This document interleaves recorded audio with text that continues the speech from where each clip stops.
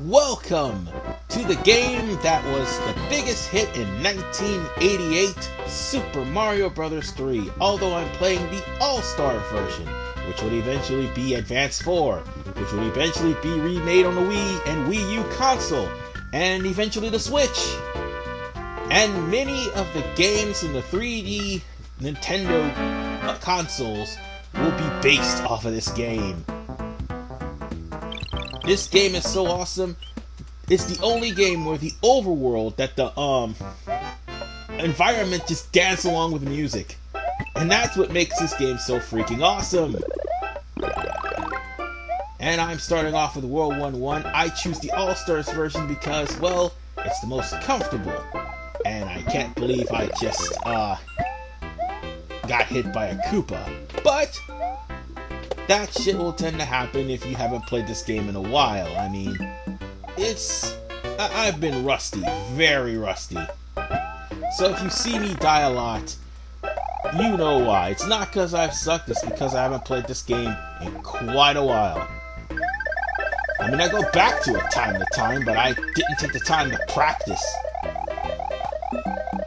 Otherwise, I would have tried to get another running start and got to the warp pipe there. But I tried to get a running start here. Nope. Let's just go up and go into the warp pipe. By the way, there's a lot of new things that happens here in Super Mario Bros. 3. The first is being new power-ups.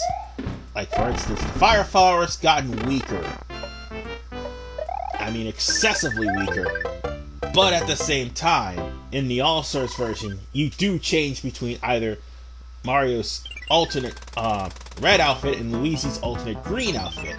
Here, I have the raccoon feather, which is what's got Mario with raccoon ears and a raccoon tail. Other power-ups would include the Tanuki suit, which PETA throws a hissy fit over. I can't believe they throw a hissy fit over a goddamn power-up. They have the Hammer Brother suit, which, by the way, Mario can wear as a Hammer Brother, which could protect him from some projectiles, and Mario can also throw hammers, and it's the most powerful upgrade in the game, except you can't really fly. And lastly, there is the Frog suit, which, unless you're in water, it's the worst power-up in the game. I just lost my power-up to a Goomba.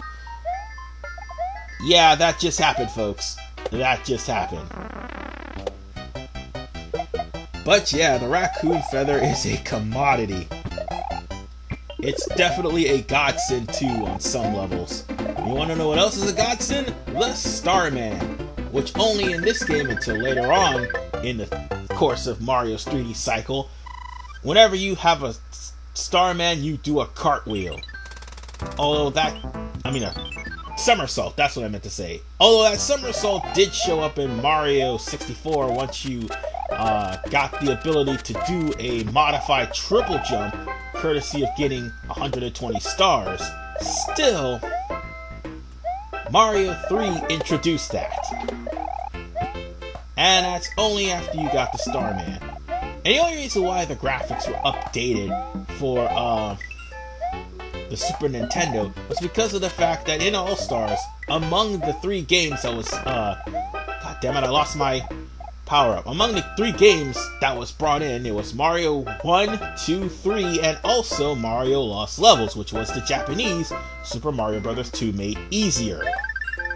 Anyway, what I just did was hold down for 5 seconds on a white plank. We could do that with any white plank, it doesn't matter, and went behind the scene and got the warp whistle. However, there's only 3 warp whistles that exist. I just picked up one of them. And I also picked up a fire flower. I mean, it doesn't matter which one you pick in these toad houses. The toad houses will give you what you need. I mean, it's sometimes random. But I do know this, there is like a couple of toad houses where there's like one particular item in all 3 boxes. And that one exists in World 7, if I'm not mistaken. and also in World 3. But now we're in the moving screen world that is level 1-4. Now, moving screens are notorious in Super Mario Bros. 3. As a matter of fact, I do believe there is a lot of movie screens. I'd say about a majority of them make up most of World 8. Still, moving screens are going to be a staple in the Mario series. Yes, even in the 3D games. And, oh, damn it, I got screwed over. Okay, about those cards in the lower right-hand corner of the screen. When you get 3 like cards, like 3 mushrooms, you get a 2-up, 3 like fire flowers, you get a 3-up. Speaking of which, I'm trying to match a fire flower to get a 3-up, and that doesn't happen. And that's why I'm playing this card game, to try to get like more 1-ups, and that's all it's good for. When you match 3 like stars, that's when the 1-up starts coming in, because that is an automatic 5-up. And you can rake in a lot of lives if you are lucky in Super Mario Bros. 3. Or you can actually not rake up a lot of lives and die repeatedly. So, however you play it, so long as you know that there's no harm in actually losing the game. I mean, if you lose, yes, you will end up having to. Oh God, I can't believe I just hit the ceiling. I thought the jump I made was not gonna hit the ceiling, but it did. Like I said, rust. But as I was saying,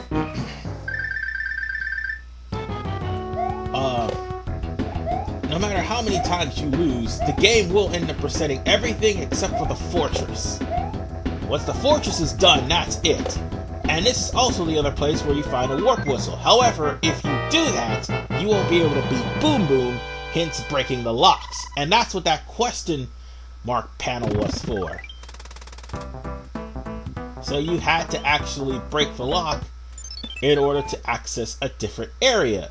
And that will come in handy if you, for some reason, lose it on the airship. And that's the only reason it's for. And not to be that guy, but I think I do lose on that airship. Not I think, I know I did, because I've watched the post-recording and I facepalm at the fact that I lost several times on the airship. But nonetheless, we're here in World 5. This one's quick and straightforward. And if I had a raccoon feather, I would have gone up to the pipe, or tried to at least. But unfortunately, I don't. So that means I'm going to just beat the level straightforward. And unlike later games, you can't go back into the level once it's been defeated. But Mario 3 also put in a staple of having more levels per each world. Like more than 4, because Super Mario 1 had like 4 levels per stage. Lost Levels had about 4 levels per stage, and also 4 additional levels after that. I mean, not 4 additional worlds after that. Each of them more punishing than the last.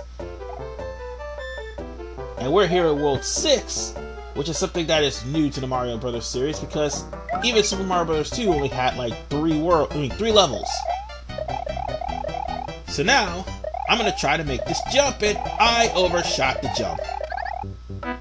Because I didn't think. I didn't think, and I overshot. That was stupid. That was real stupid. But it doesn't matter, because we've come into a point where I am like well past the 80,000 mark.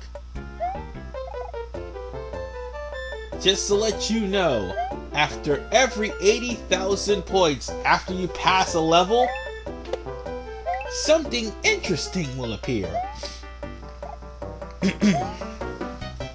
Also, speaking of something interesting, there was a secret coin ship. And that ship only appears if you, like, have a multiples of 11 for coins and a multiples for 10 in time and score. But, as I said, I'm well past the 80,000 point marker. If I would have beat that level right then and then, I would have already gotten this right here. This card game is a game, it's basically memory. So if you match up certain items, you'll end up getting items into your box and also get coins and 1-ups. And that was a Hammer Brother. In the 3D games, Hammer Brothers would be a staple in those, because they'll be the roaming enemies around the stage. Yeah, also this is the first game that has an overworld stage. Duh. But as I was saying, most of the games are based off of Mario 3.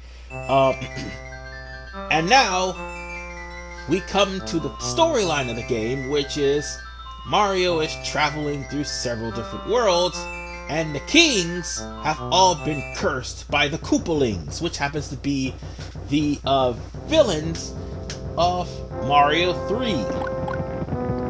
Yeah, we're not rescuing the princess yet.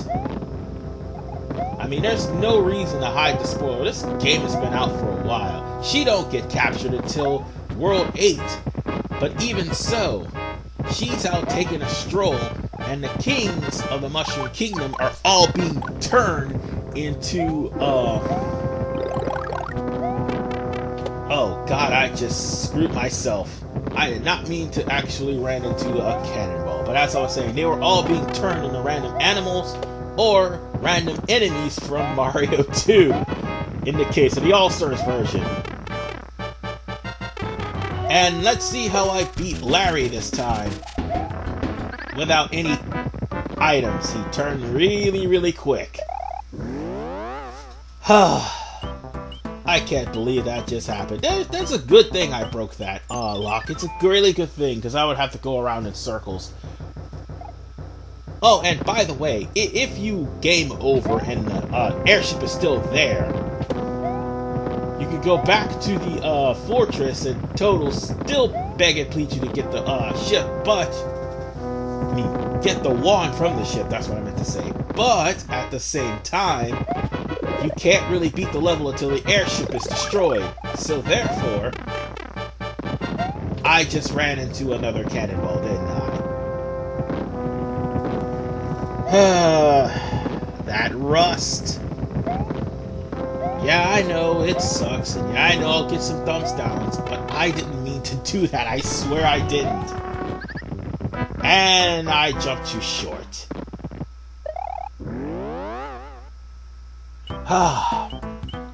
But yeah, the Koopalings are rather interesting, as all of them at first were supposed to be Bowser's kids. Well, at least that's what it was said in the Mario 3 instruction manual. But then Miyamoto changed it and said, no, they're actually his minions. Yeah, sure. Minions. I gotcha. Again, Princess Peach was not captured by Bowser throughout all of this. I'm just saying. But nonetheless, folks, I'm going to beat it this time. I'm not going to screw around and, like, mess up. I may have had a few dirt moments, but not this time around. Dead. Dead. Come on. Dead. And obligatory jump for the one.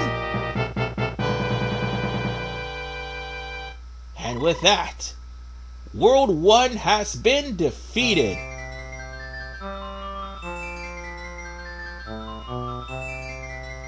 And now, it's time for us to give the wand back to the king, who has turned back to a guy with a turban. Okay. Well, there's also something else. After every level, save for World 7, you get a item from Princess Peach. Or Princess Toadstool in this game. She's not called Peach until Mario 64. But nonetheless, we are in World 2, and I'll stop it here. I'll see you guys in the next episode when we complete World 2 of Super Mario Bros. 3. This is RVman985. Expect failure. Not trying to, but expect failure.